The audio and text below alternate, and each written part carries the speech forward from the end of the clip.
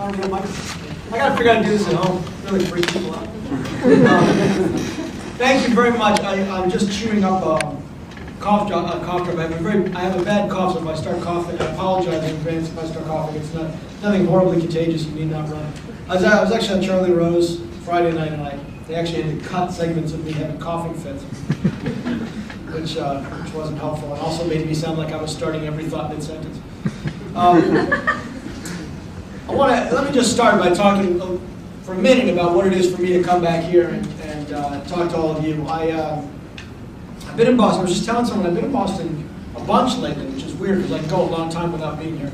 I was at the Kennedy Library. I did an event on internet politics a couple of months ago, and I was at the Kennedy School. I spoke at a dinner on race and politics, which is something I've been thinking a lot about. But coming here, for me, is always like coming home in a way, because I did so much growing up here.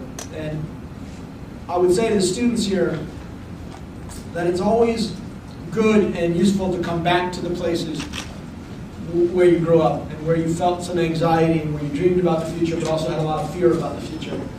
Because most of you will go out and achieve a lot of what you want to achieve in the world and have a lot of opportunities because you're in a great school and you're all really smart. Probably have a lot more together than I did. And you get to a point where you can get detached enough, you begin to feel like things came pretty easily. And like you didn't really have all that much help along the way, or you weren't really lucky, you were just really good.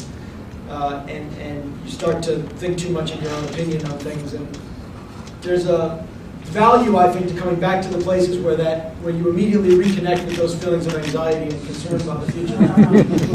Because you remember how hard it was, and you remember that you did get a lot of help along the way. And I had a lot of help at several junctures in my life and in my career. None more so than from Sherman and also from Heather at all. I'm deeply indebted to everything they've done for me, not just professionally also, but personally, and in just being there to build my confidence when I needed it, and also in very practical ways. But I always remember when I get emails from people and phone calls. This is not to invite them all to email me personally, but I do get a fair amount of emails from people asking about careers or advice and things, and you get really, really busy, and you get hundreds of them, and you kind of want to just move on. But when I come back here to a few other places in my life, I always remember that you always want someone to have done that for you, and it's something you owe to other people. So I'm always glad to come back here and stay connected to Tom. We're hearing a lot, and I want to talk a little bit about the campaign tonight, where we are. We're a week out.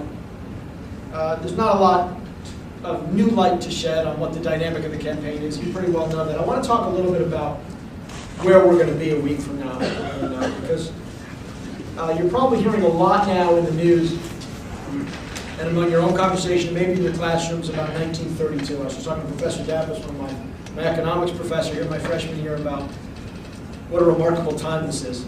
There are a lot of similarities between now and a period that, of course, no one in this room remembers.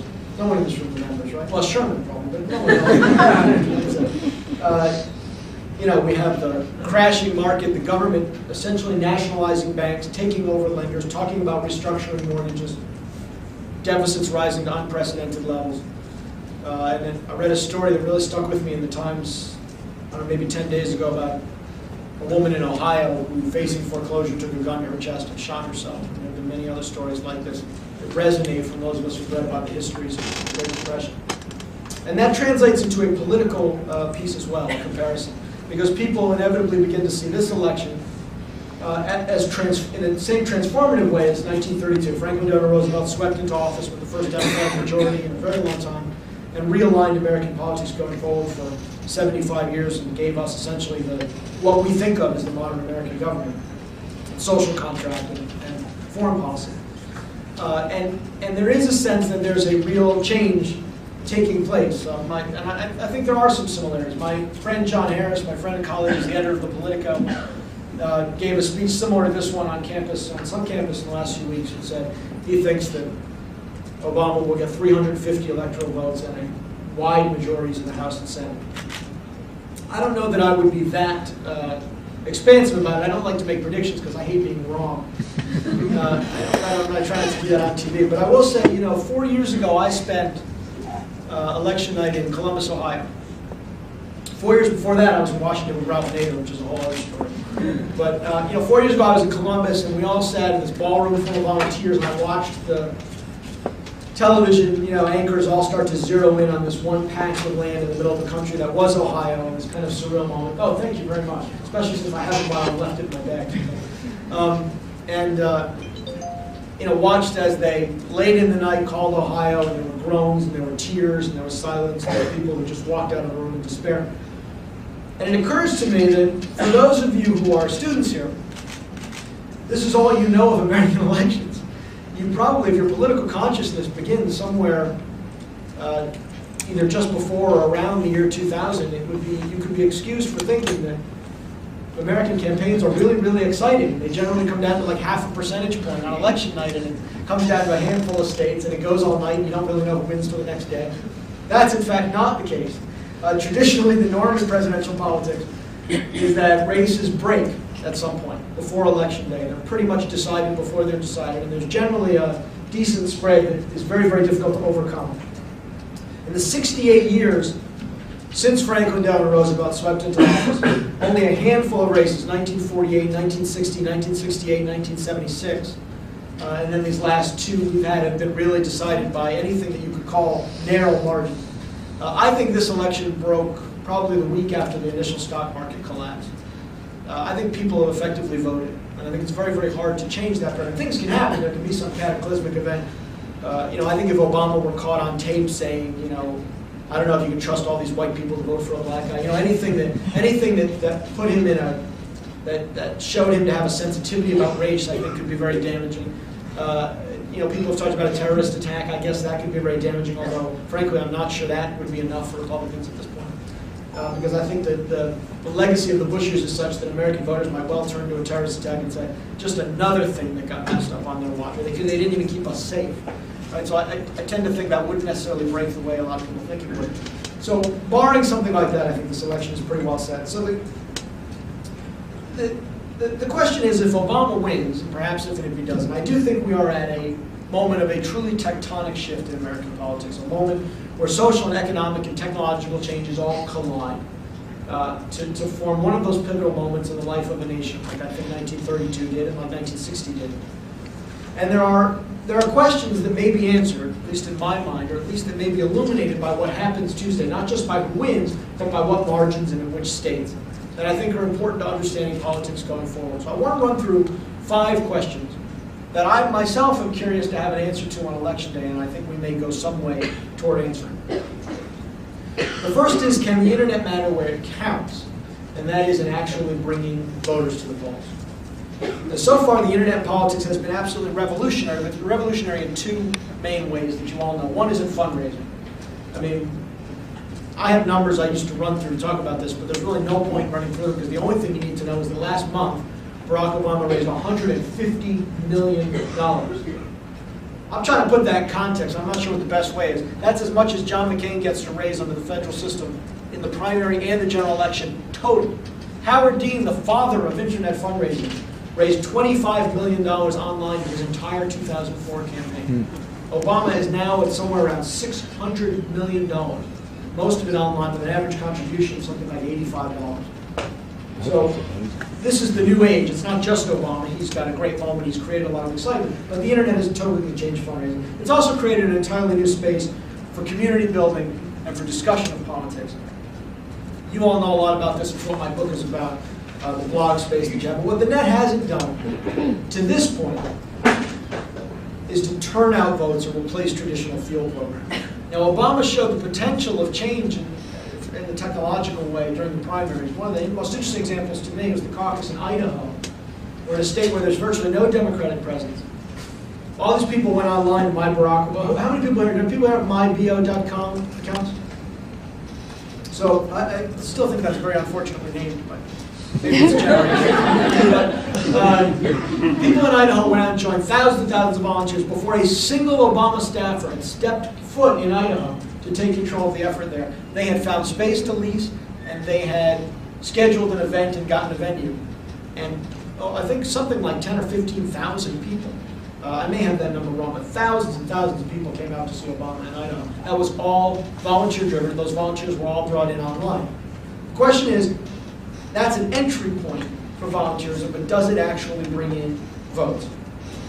And we're going to know this a little bit more in some of the battleground states on Tuesday. We'll know it not just by looking at the number of new voters, but particularly at the percentage of voters who turn out. I think if the percentages rise in a lot of these states, you can attribute it to a lot of different things, fairly, but I think technology, the driving these people out, the internet, which is really a large part of Obama's turnout model, will have to get some of the credit. I think it's an interesting thing to watch. The second question I would ask, a little more existentially, is does experience in the traditional sense still matter in national politics? Because any way you look at it, Barack Obama has historically little experience for a presidential candidate, for a president. Now, I know there are people in this room, and I was always going to argue this point. I've argued this point with people far smarter than myself. And I know they're going to talk about FDR and John Kennedy. They were thought to be inexperienced in their day. But in fact, FDR had been a Navy secretary, he'd been a governor. John Kennedy had served in war, which frankly to me is no small piece of experience. He'd also been in Congress and in the Senate. Obama, by contrast, when he introduced himself to the country at his keynote address in 2004, had never run a statewide, that was his first statewide presidential campaign. He had never won statewide in the state of Illinois. 4 years later, he comes on stage to accept the Democratic nomination for the presidency. That's quite remarkable. Inevitably, of course, someone brings this conversation back to Abraham Lincoln. And I get that. Okay, you're going back 148 years. You can find a president who probably had as little experience as Obama, I think a single term in Congress. But it's worth noting that things were exceedingly different in 1860. For one thing, it was a three-party election, which is extremely rare in American politics. It would not have been possible. His victory would not have been possible without that. It's also true the candidates didn't actually even campaign for president in 1960. It was Lincoln himself who changed that tradition 4 years later. But in fact, at that time, you were supposed to sit home and your party went out and did the campaign. It's not exactly an apples and apples comparison. Why then is it happening now? Why is Obama a viable candidate for president when somebody else with his experience level has not been for such a long time? Some of it has to do with the moment. Some of it has to do with a really singular talent that he has. He is a tremendous political talent. But I think it's very hard to separate out Obama from the larger cultural trend that is basically internet-driven in America.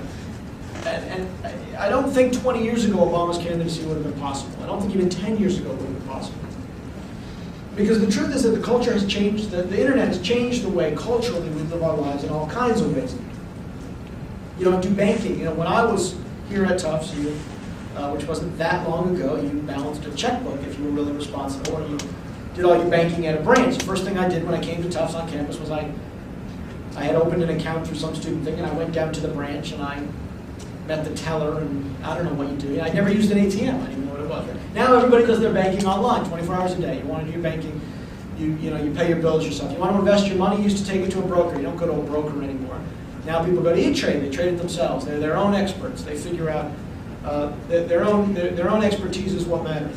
You used to go to a doctor to find out what was wrong with you. You don't do that anymore. Now you go online, you diagnose yourself, I got this rash, I have a horrible disease. You go to the doctor, I have this horrible disease, this is the medicine I need. Please give it to me. Right? There's been a general devaluing of expertise in the culture across the board. My wife and I just bought a car. My wife bought a car last week. Car shopping. You used to go to a dealer's lot. You said, what cars do you have? Are they good? Are you sure it hasn't been in an accident? Now you go online, you search for all the cars at all the dealerships, you get their Carfax reports, you find out, you show up at the dealer and say, here's the car I want, here's what I'm willing to pay for, and I happen to know it's the right price because there's a guy here who's willing to sell it to me for less, right? So we don't really recognize institutional expertise in the way we used to. My friend Gina Cooper, the founder of Netroots Nation, used to be Yearly Coast, likes to say to her about her volunteers, be your own expert. And I think that's the emerging American culture. And I think in a society like this, Obama really reflects that trend. Because he is, in a sense, he subjugates institutional expertise to this broader idea of judgment, to this idea that you can make yourself expert enough to handle whatever comes at you. By the way, so too, of course, does Sarah Palin reflect this trend. It seems to me she considers any question about her expertise to be an affront to small-town America. And any suggestion that you should actually know something about the issues of the day is, like, say, history of the government or the Supreme Court, is met with derision, and in some rallies it's met with outright hatred. These are considered gotcha questions to Sarah Palin, but in general, I don't think people actually vote for the second person on the ticket. They generally vote for the presidential candidate. So I think it's Obama's experience that's at issue, and I think if he wins, it'll go a substantial way toward making this larger culture a part of politics as well, in that the threshold for acceptable experience for a presidential candidate, I think, will have been changed for this entire era going forward. The third question I would ask as you watch the results come in is, can issues trump demographics? You know, in 1964, it's famously said, it's recounted, that when Lyndon Johnson signed the Civil Rights Act, he famously turned to his advisors and said, "I've just signed away a generation of voters to the Republican Party." The truth was actually, I think, far more profound than President Johnson understood, because it wasn't just segregation, it wasn't just civil rights. That value split actually spread to every part of the country. As far west as Wyoming and Utah, as far north as the suburbs around Pennsylvania and Ohio, places where segregation itself had never been at issue. Why? Some of this was directly related to economic anxiety and change and transition, because suddenly the country was undergoing this massive underlying change, especially among the middle class. And there's no doubt that conservatives exploited this expertly. They learned very quickly that they could use intolerance to promote their own aims. The Southern strategy wasn't only about the South, after all. It was really about any place where Americans felt that they were backsliding while somebody else was getting the break or somebody else was getting ahead. But you know, liberals bear a lot of the blame for this historical trend as well, because there was an anti-military, anti-establishment strain that took root in American liberalism in the years after civil rights in Vietnam. To a lot of Americans, it felt very much like condescension. The sense that rural and working class voters, with their fervent religion and their guns and their small town values and their traditional notions of what makes up a family and what ethnic and racial differences should mean in society, just weren't very smart and just didn't get it. And it continues today, by the way, inside the Democratic Party. This is nothing new. One of the most popular books after the 2004 campaign cycle was Thomas Frank's What's the Matter with Kansas? Right? The idea that what was wrong with all these rural voters who kept voting against their economic self-interest, quote unquote, was that they just weren't very sophisticated, and Republicans were able to exploit their basic lack of intellect. George Lakoff, very famous, brilliant linguist at Berkeley, who wrote a book all about, and no, it's not true. It's not that they're not sophisticated, it's actually that their brains have been rewired by very subtle messages being sent out, and their brains no longer, their synapses no longer fire the way they should. That's what's wrong with these voters. And just the other day, you had Representative Murtha, Congressman Murtha in Pennsylvania, caught on video talking about voters in his own area, his own district, I believe, as being redneck, which highlighted to me what I think is a very salient fact, which is, if I used a racial or ethnic slur, I would, in this speech or this audience or any other, I would rightfully be condemned and I'd be drummed out of here and I wouldn't be invited back to speak. But you can use the word redneck at just about any university or dinner party in liberal America and nobody cares. It's perfectly acceptable, and it ought not to be. And this is the reason the Democrats have continued to lose these votes. In the 44 years, am I right, 44 years since Lyndon Johnson won his full term as president, only one Democratic nominee has won a majority of the vote in America, an actual outright majority. That was Jimmy Carter in 1976, in the era after Watergate, era very much like this one, where everything was running in his favor. He won 50.1% of the vote, landslide. And a lot of this, of course, most of this is because of the break between Democrats and white men, and particularly lower income white men and lower educated white men. Al Gore and John Kerry just tried to change the subject. They said issues matter more, forget about all this rural stuff, all this gun stuff. We're going to do better for you on the issues. John Kerry lost white men in America by 25 points. Pretty big margin. Barack Obama would seem like a very unlikely guy to turn around this trend. First of all, he's not white. He's not a white guy, which you think would put him at somewhat of a disadvantage for trying to move white guys. But in fact, he has spent more time, money, and effort than any Democratic presidential candidate, at least since 1992, and I would argue probably since the 1960s, trying to turn this around, trying to win in places where Democrats never win. He has been to Appalachia, Virginia, Montana, North Dakota, North Carolina, Nevada, Georgia, not just a few times. He's been there multiple times. And I saw him, and I was with him when he did an appearance in Southwest Virginia recently. In Appalachian, Virginia, Russell County, where they hadn't seen any presidential candidate come into town since Jimmy Carter, and they hadn't seen a Democratic nominee in memory. Like, no one living memory could ever remember a Democratic nominee actually coming to town. He's opened offices in southwestern Virginia where people have never seen a presidential office for any party, period, and not just one, dozens of them. And I think he has a real chance to win some of these states. And the interesting thing is why, I mean, he has a real chance to win them largely because of what's happened in the economy. And Obama himself told me a few weeks ago when I interviewed him on his plane, and he gets this. He said, you know, I'm not bridging the cultural divide. In fact, he says, I'm winning in a lot of these places I'm doing well because of what's happening in the economy. He said, but what I've come to understand is that you can't actually do this in a campaign. You can only do it as president. I think instead of people getting to know you and then they vote for you, you have to win, and then they get to know you, which I thought was a pretty fascinating commentary. But I think he's committed to doing that. If he does win a bunch of these states or a bunch of these districts, I think what it means is he's going to get an opportunity to redraw the political map in a very transformational way. And that's something really to watch, is how many of these red states actually go into the Democratic column at the end of the day. The fourth question I would pose is race still the defining obstacle that we think it is? Now, I've had a running argument with people about this all year. I've been vastly outnumbered until the last couple of days. See, Frank Rich has come around. Michael Powell did a piece on the front page of the Times today, sort of getting at some of the things I've been talking about. But, you know, a lot of the fears about race are driven by polling. See, for years, pollsters told us that you actually couldn't poll race. It was hopeless. You couldn't do it. Voters won't take the truth. Then it turned out we got a black candidate, and there's a whole lot of money to be made in polling race. And so all of a sudden you can poll race. And the way they do it, you know, I want to say, and so these polls, I mean, for instance, you see, the most influential of these was probably an AP Yahoo poll from, I don't know, it was a couple months ago, which basically they did an analysis. Stanford University was involved in it. They decided that Obama would be 6 points higher in the polls were it not for race. And there's basically been a general consensus among Democrats for most of this campaign that were it not for race, Obama would be doing considerably better.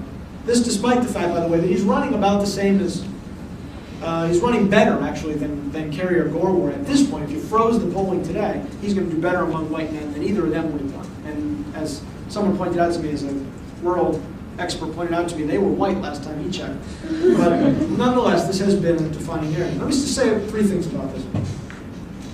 First of all, I think the polling isn't very good, and here's why. Because the way they poll this, I think it's really quite bogus. The way they poll this is by proxy, because they know they can't ask you, are you a racist? People take this and no. So they do this proxy. Have you ever watched like old TV shows?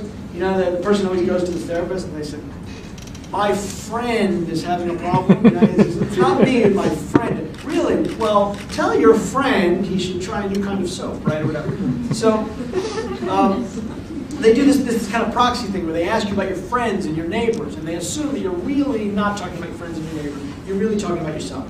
So the New York Times did a poll several months ago, and they found 19% of the white respondents said their friends and neighbors were not, in their estimation, going to vote for a black candidate because of race. That's a pretty striking number. That's 20% of your voters who are saying that race would be a big enough issue not to vote for Barack Obama.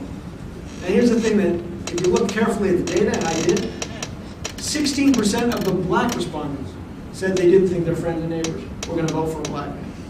Now, I doubt very much that that's a proxy for racism among black voters. I suspect strongly that what that is a reflection of a kind of fear and cynicism and nervousness about the electorate, about the way your neighbors actually feel. People are actually answering the question, and they have a deep fear for you about the way that their friends and neighbors and relatives who they've heard express racial sentiments over the years will receive a black candidate. But that is not the same as a proxy. It's not a good polling measure. The second is I think we ask the wrong question. Because what polls like this invariably ask is there racial bias? Can we document racial bias when people look at Obama, do they look at him under the rubric of that racial bias? Well, I don't know who's paying a pollster to figure that out, but I can save them the money right now. I don't need a poll to tell you there's racism in America. I don't need a poll to tell you that when people look at Barack Obama, they see a black man, and they therefore see him differently. This should not surprise anyone. Now walk out your door. This is pretty clear. The question isn't, is race a factor? The question is race a determinative factor in the way people vote? In 1928, when Al Smith ran for president, Catholicism was a determinative factor, could not get past it. too many Protestants were not going to pull the lever for a Democratic, and there weren't enough Catholics voting to make up the difference.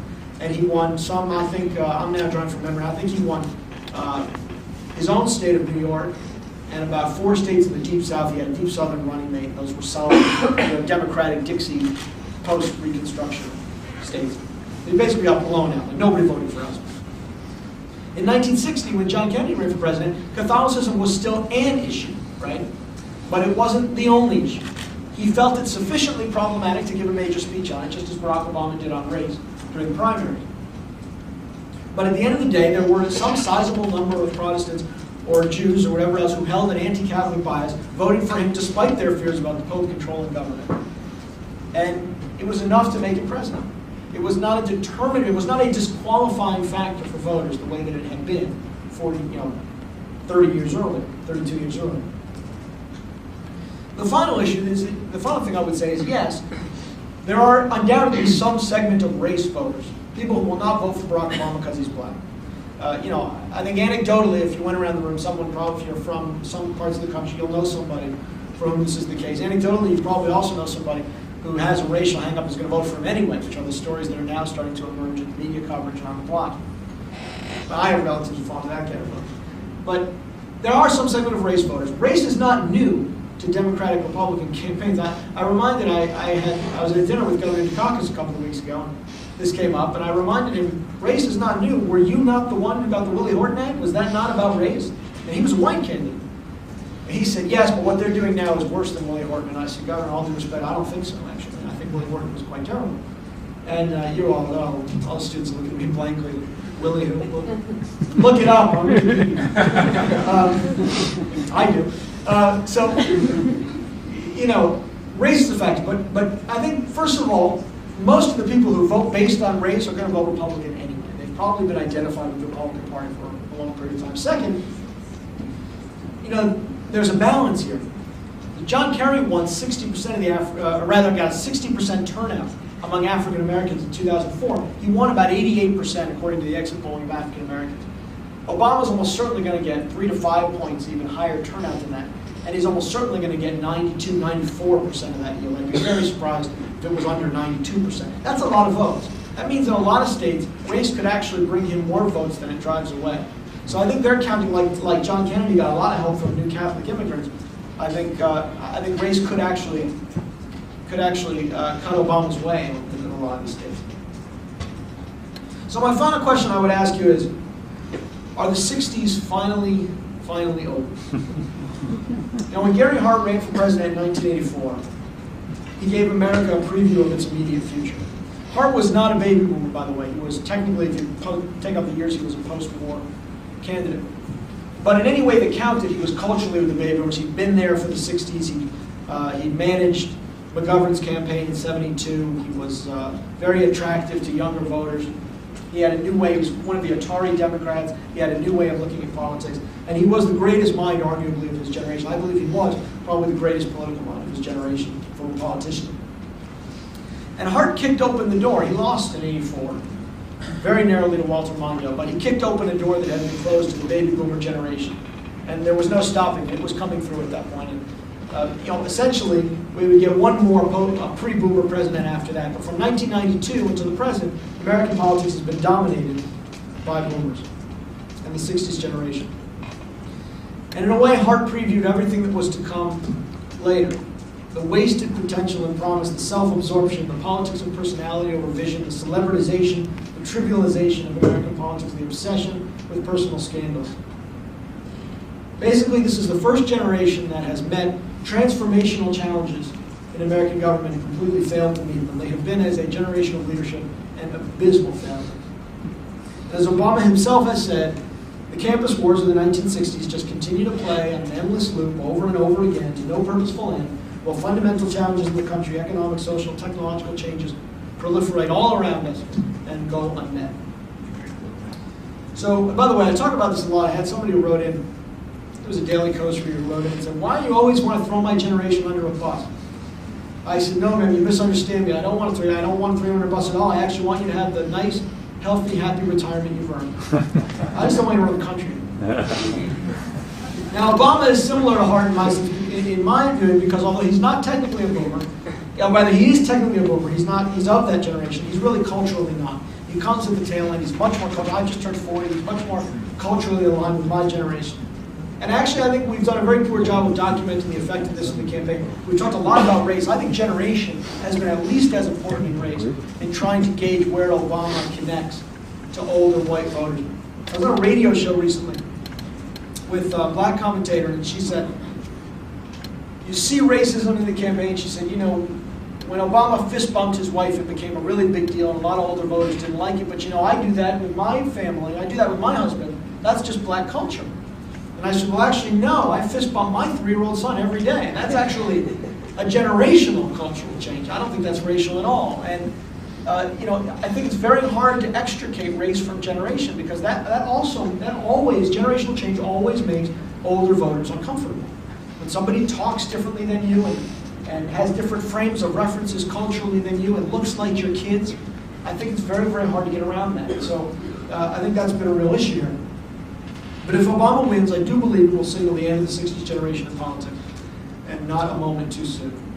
I think that's something to look forward to. Now, these are the things I think we'll learn more about in election day. I think the biggest things, the biggest questions in the country are going to remain unanswered no matter what. We face, as I said, structural, transformational challenges. And that was true even before this reckoning on Wall Street. Your generation, those of you students here, you don't even say, you know what you're going to inherit as a generation of leadership, because you've seen it on the news, you've seen it in the campaign. It's a dissolving, outdated social contract, soaring entitlement spending, that's eating up about half the budget, a world where nuclear weapons are almost certain to fall into the hands of terrorists in the next decade. And of course, climate change, which is, if not an existential threat, a very serious threat to quality of life and our economic opportunities as well. Excuse me, I'll note that's the first time I've coughed, because menthol things are good. And neither party, I don't think, has yet put forth a very compelling argument for this new era, the kind of argument that I think will enable one or the other, and certainly Democrats would seem better poised at this point, to realign American politics for a long time to come. But I'll tell you what I do think. I'll tell you what we ought to know about this. And I'll come back full circle to where I began as I close, which is, I think the one thing we ought to keep in mind that's important and I think is getting lost is that you can't simply, tempted as we may be to draw historical comparisons, that you can't simply look back to 1932 to find the answers. And looking at that moment as a comparison to this one won't get you where you need to go. Because the history of American leadership, the greatness of American leadership has been each generation not just trotting out old solutions to meet new problems, but recasting government, recalibrating, looking at a flexible governing system and adapting it to the peculiar challenges of the moment, and doing so with courage and with creativity and with conviction. We can't just say, well, this is 1932 all over again, and Obama, or if it's McCain, they just need to come in and do exactly what FDR did, because that was a different moment from this one. And I think that leads us to the wrong place. Now, I'm going to close with words from Andy Stern, who's the president of the Service Employees Union, and I think one of the smartest people in politics today. Andy is fond of saying to audiences, you know, we're as far now from the Great Depression as the Great Depression was from the Civil War. And he says, I don't think Franklin Roosevelt looked to Abraham Lincoln to figure out what to do about the Depression and the crash of the market. And I don't think we can look back to Franklin Roosevelt to figure out what we ought to do now. And I think whoever becomes president next week, I think that's pretty good advice to take. I'd be glad to answer your questions. I'm thrilled you all came out tonight. Thank you very much.